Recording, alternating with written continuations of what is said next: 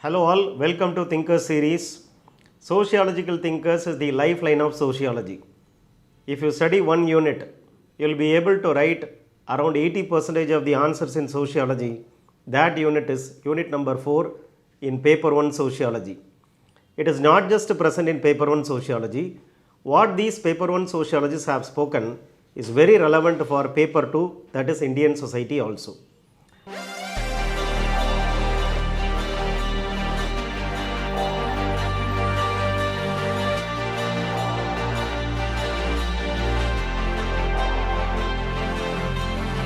As a part of this thinker series, we will be starting with the first thinker called as Emile Durkheim. In general, there are two schools of sociological thinkers. One who will speak only nice things about society, and they are called as functionalists. Number two, those who see only the wrong side of the society, they are called as conflict theorists. In between these two schools, you have some thinkers who are also there in sociology syllabus. The first type called as functionalists, they speak about the need for the existence of the modern society, how and all modern society will help in the improvement of the life of the individual and the group, what benefits society will get when it becomes modern. So such thinkers are called as functionalists. For example, Emile Durkheim and Talcott Parsons, both are called as functionalists when you see the syllabus of UPSC sociology. Out of 6 thinkers, 2 thinkers, Emile Durkheim and Talcott Parsons, belong to this functionalism. Another thinker who is in the other end of the spectrum called as conflict theorist, he is who? Marx. Karl Marx writes about the dysfunctions of the modern societies, the confusion and the problem which will be faced by modern society by not only the individual but also by a group called as the group of poors will belong to the opposite end of the spectrum. And this, in between these two sociologists, there are present thinkers like Max Weber, R.K. Merton as well as George Herbert Mead. When you look at Max Weber, he is coming as a criticism to both functionalism as well as Marxism. When you speak about R.K. Merton, he is more closer to functionalism but finding out the limitations of functionalism as well as criticizing Marxism. And George Herbert Mead, he is a different league of sociologists that he speaks about how the individual everyday life is very much important to know, to understand the group. He is belonging to interactionism. Now come to the first thinker called as Emile Durkheim. A small example can be given to help you understand functionalism and Marxism. There is a story in Mahabharata. In Mahabharata, the teacher Dronacharya is calling both Dharma as well as Duryodhana, telling them to go around the world and come tell about the observation which both of them made about the world or society in general. Dharma came, told that all people in this world, they are nice people.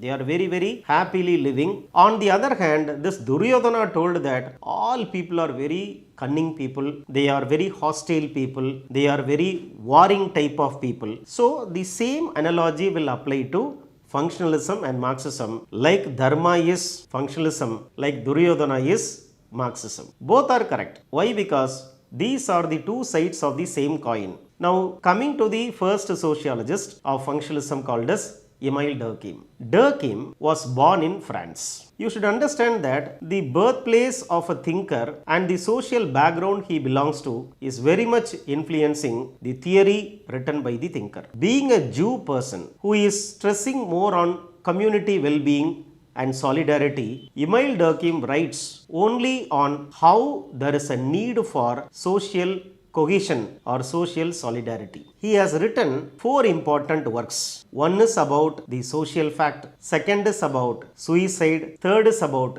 division of labor, and fourth is about religion and society. Emile Durkheim is stressing on social fact. Social fact is the subject matter that has to be studied by sociologists. What is social fact? You know what is fact. Social fact is a fact which is created by the society. Fact is reality. Fact is truth. It is not that fact should be present. The most important thing is, even without the presence of the fact, society will have to see this as a fact. Putting simply, social fact is the subject matter of sociology for Durkheim. Fact is reality. Social fact means what? Socially constructed reality. For example, God. God is not physically present. So, if it is a fact, it has to be physically present. But according to Emile Durkheim, even though God is not physically present, society is creating God as reality.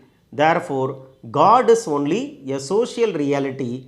God is only a social fact. To be called as a social fact, there should be three features for the fact to be called social. Number one, it has to be outside the individual. Number two, it has to be present everywhere. And number three, it is putting constraint on the individual.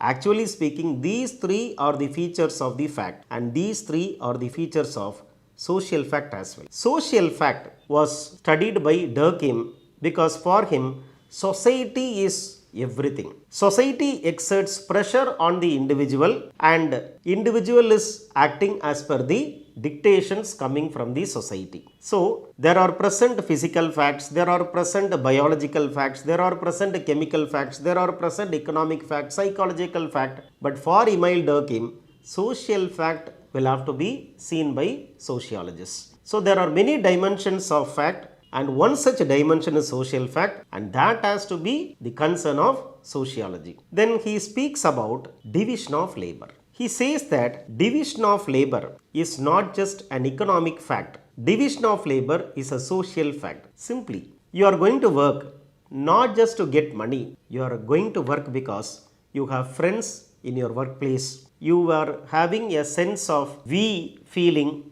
when you think about your workplace. And the importance of work is not therefore to be seen in the light of economic dimension. The importance of the work will have to be seen in the social dimension. So, social significance of work is what was studied by Durkheim in division of labor.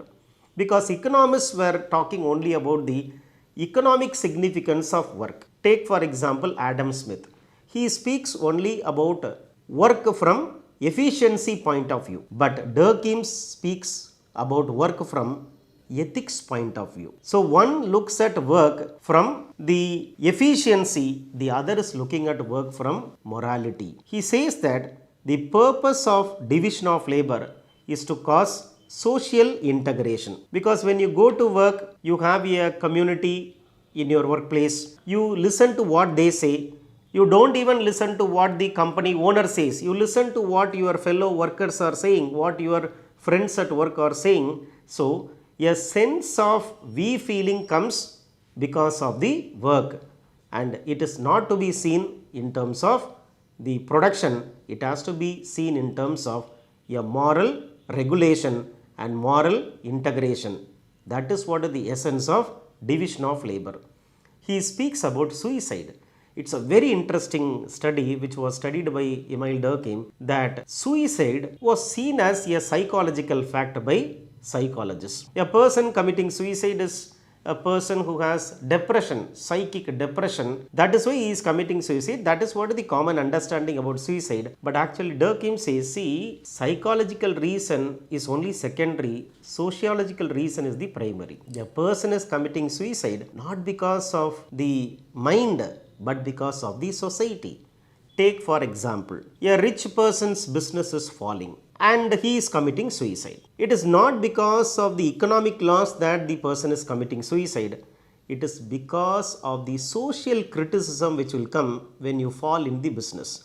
People will laugh at you that you are a failure, which is why the person is committing suicide, not because of money reason, but because of the social criticism, social laughing that the person is committing suicide. Therefore, when psychologists would say that suicide is a psychological fact, Durkheim would say that it is only a social fact. A very, very interesting topic which is very relevant when you look at the suicides committed by people, especially agricultural community. Studies were conducted, and these studies say that a person commits suicide because he is not having proper integration with family. He is not having good integration with friends. So he is alone. He is subjected to alienation. He is subjected to isolation, which is why he is committing suicide, is what is the understanding we get by reading Durkheim's study of suicide. A landmark study which is very often repeated in UPSC examination in Durkheim is his study of religion. When people have said before Durkheim that religion is because of spirit, religion is because of nature worship, Durkheim says religion is not because of illusion, religion is not because of hallucination, religion is because of real society. He goes to the extent of saying that religion is not worshipping God or belief in God, religion is about your belief in the society. So, religion is the other name for societal worship according to Emile Durkheim, and his theory of religion was written by Durkheim when people became very individualistic in modern France, when anomie was increasing, confusion was increasing, people were not respecting the power of religion, they did not do worship of society. Therefore, he through this study tells people that it is not about God, it is about society.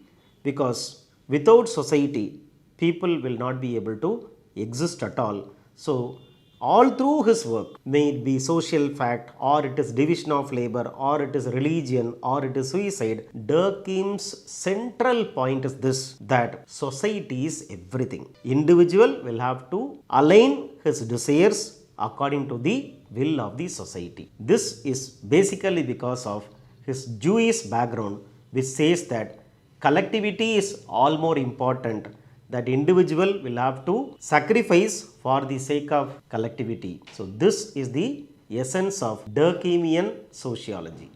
Thank you.